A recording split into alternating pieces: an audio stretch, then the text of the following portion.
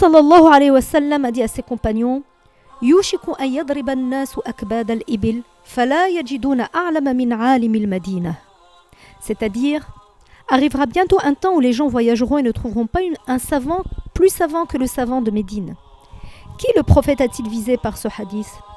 Il s'agit de l'imam Malik. Et ce n'est pas une vidéo de quelques minutes qui rendra compte de la grandeur de cet homme ni de l'étendue de son œuvre et de son savoir. Mais cette vidéo pose les premiers jalons qui permettent de comprendre comment les savoirs de l'islam sont solidement protégés jusqu'à aujourd'hui. Il est Malik, fils de Anas. Son arrière-grand-père était un compagnon du messager sallallahu alayhi wa sallam. L'imam Malik est le fondateur de l'une des 4 écoles de jurisprudence qui a été conservée, réputée et diffusée dans les pays musulmans. Il est né en l'an 95 de l'Hégire dans la ville de Médine, la ville du prophète sallallahu alayhi wa sallam. Je ne me contenterai pas de dire que cet homme s'est appliqué avec force, ardeur et constance à l'apprentissage de la science et à sa diffusion. Mais il est plus juste de dire que la science a investi la vie de cet homme. Il a dédié, consacré toute sa personne à la science, au point qu'il enseignait déjà, alors qu'il n'était qu'un jeune homme de 17 ans. Voici un premier aperçu qui renseigne sur celui ou celle qui a le juste mérite d'être couronné par le titre de savant. Ce ne sont pas des personnes qui ont consacré quelques mois, voire 3 ou 4 années de leur vie à l'apprentissage. Non. Les savants de l'islam ont mis toute leur personne, toute leur vie, tous leurs efforts au service de la science. L'imam Malik a acquis la science auprès d'un grand nombre de successeurs des compagnons. Un successeur, c'est un musulman ou une musulmane qui a rencontré un ou plusieurs compagnons du prophète sallallahu alayhi wa sallam. Les enseignants de l'imam Malik se comptent par centaines.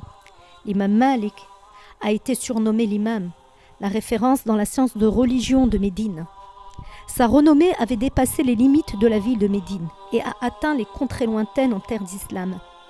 Les gens effectuaient des voyages pour venir à lui et apprendre la science au point qu'un autre savant de grande envergure, Al-Qadi Iyad, a composé un livre dans lequel il a cité 1300 noms de ceux qui ont rapporté de l'imam Malik le hadith du prophète sallallahu alayhi wa sallam. Parmi ces personnes, il y a Sufyan al-Thawri, l'imam al-Shafi'i, Abdullah ibn al-Mubarak. Nous comprenons de cet exposé que la transmission orale est garante de la préservation de la science de la religion. Tous les savants musulmans ont acquis leur savoir par transmission orale. Ils ont eu en cela une multitude d'enseignants. Ils ont enduré les difficultés et les dangers du voyage, ainsi que les longues distances pour rencontrer les savants et entendre d'eux le hadith, l'explication du Coran, etc. Les savants sont non seulement les dépositaires des connaissances de l'islam, mais sont les hauts dignitaires de la communauté.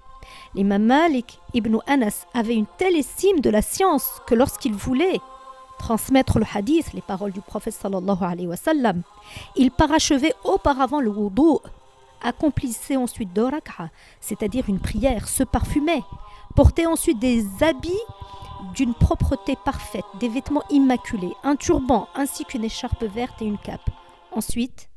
Ensuite seulement, on lui sortait une estrade sur laquelle il s'asseyait avec la crainte de Dieu.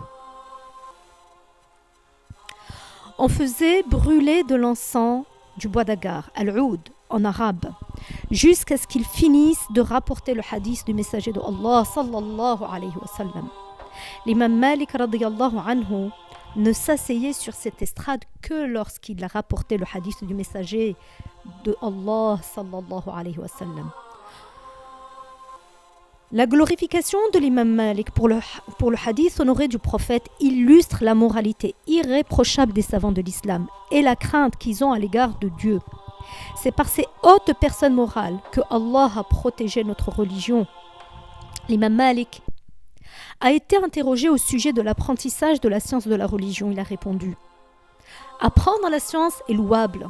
Toutefois, accorde la priorité à la science de la religion dont tu as besoin depuis que tu te lèves jusqu'à ce que tu arrives au soir et attache-toi à cela. » La science que l'imam Malik a évoquée est celle que tout musulman et musulmane doit acquérir en tout premier lieu. C'est l'ensemble des connaissances que les savants ont qualifiées de sciences obligatoires que tout un chacun doit connaître. Cette science est composée de 3 parties. Primo, la science qui permet de connaître la croyance musulmane et comment préserver cette croyance. Secondo, la science qui permet de connaître ce que Dieu a ordonné et comment l'accomplir. Tertio, la science qui permet de connaître ce que Dieu a interdit. Je demande à Allah de m'accorder l'honneur et la grâce de continuer à diffuser cette science sur cette chaîne. Chers auditeurs, au revoir, mais à très bientôt, Inch'Allah.